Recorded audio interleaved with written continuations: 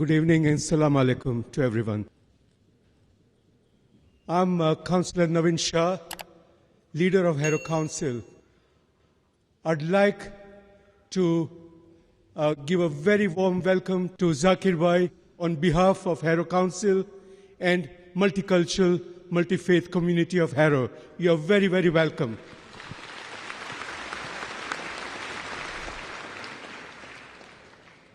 Since I'm limited to one question, I will follow the discipline. It's been very thought-provoking address. I'm very grateful for that.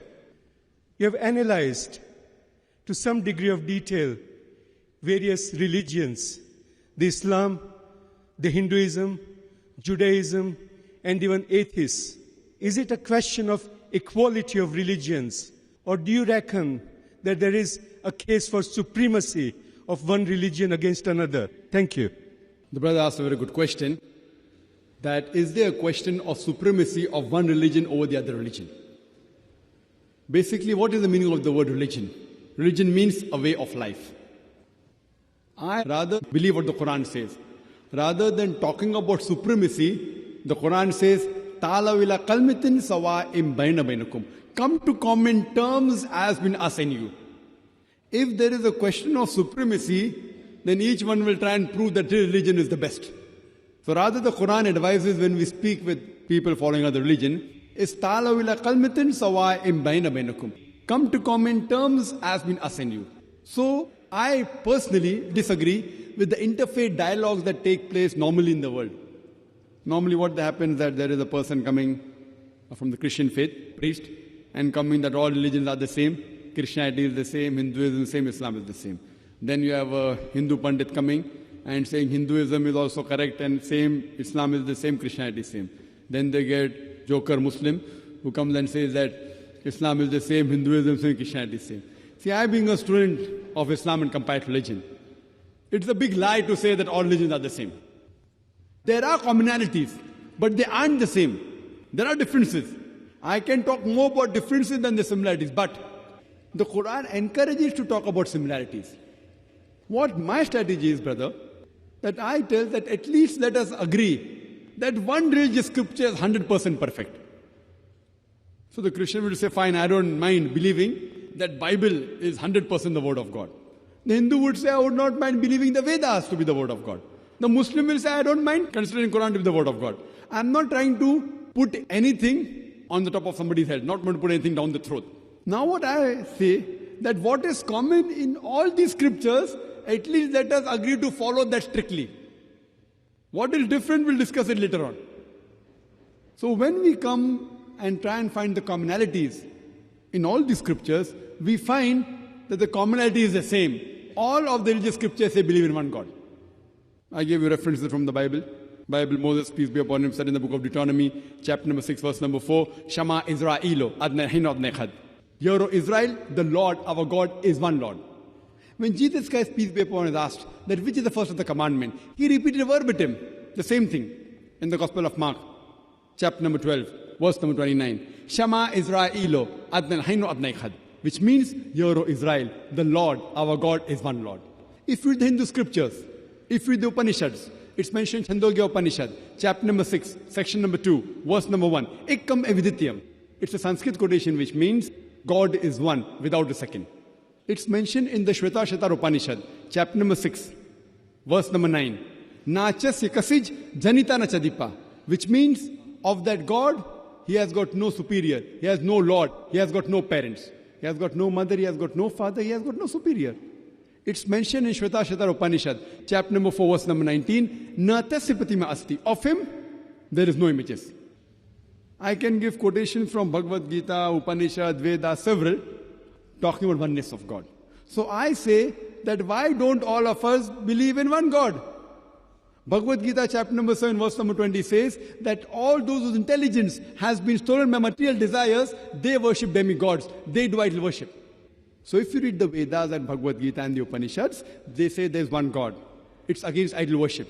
They don't believe in Almighty God coming down. They believe in Almighty God sending messengers.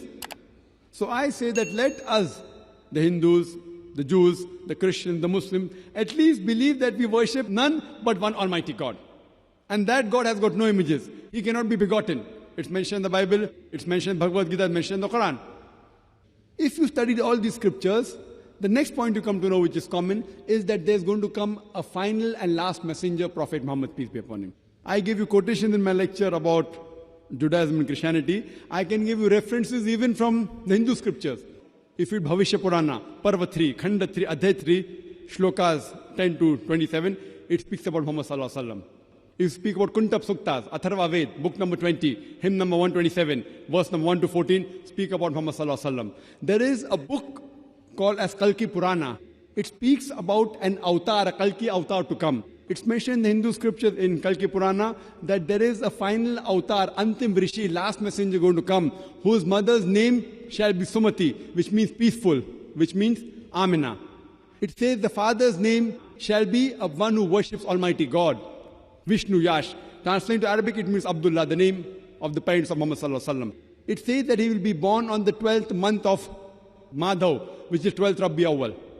It says that he will be the last and final messenger. Muhammad Sallallahu Alaihi Wasallam, last and final messenger. It says that he'll be held with 4 companions, talking about the first 4 caliphs of Islam. And on, he'll be born in the place which is known as peaceful, Sambhala, which is Makkah. He'll be born in the family of the chief of Makkah. I've given the talk on Muhammad Sallallahu Alaihi Wasallam Hindu scriptures. So second point of commonality according to me, after believing in one God, you have to follow the last and final messenger to come. That is Prophet Muhammad Sallallahu Alaihi Wasallam. It speaks about life after death. The Jewish scriptures, Christian scriptures, Hindu scriptures and Islam. When Hindu scripture speaks about Punar Janam, it speaks about next life. It doesn't speak about life, death, life, death. That's a misconception. Punar means next, Janam means life. We believe in life after death, but not being born and death, born, dying. That's a misconception. So what I say, at least let us agree what is common. So all the major religious scriptures, whether it be Judaism, Christianity, Hinduism, Islam, speak about one God and speak about a final messenger to come whose name shall be Muhammad Sallallahu Alaihi Wasallam. So if all of them follow the last and final messenger, they'll have to follow the revelation given to them, have to follow the Quran. So rather than talking about supremacy, we have to go back. There's only one religion. And the one religion, as Allah says in the Quran, in Surah Al-Imran, chapter number 3, verse number 19, Inna Deena Indallahi al-Islam. The only religion acceptable in the sight of Almighty God is submitting your will to Almighty God. Islam.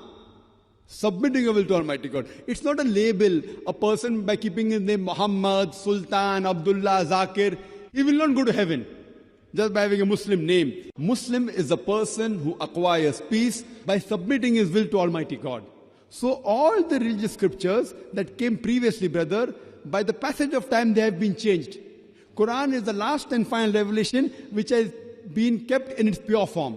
But in spite when all the other scriptures have been changed, according to the scholars, you read the books of Hindu scholars, of Christian scholars, they say the scriptures have been changed. But even after they have been changed, there are remnants of truth in them, which speak about the last and final messenger Muhammad Sallallahu Alaihi Wasallam and talking about one God. So if you go back to your scriptures and at least follow the commonalities, then nothing like supremacy will culminate only to one religion, that is submitting our will to Almighty God. Hope that answers the question.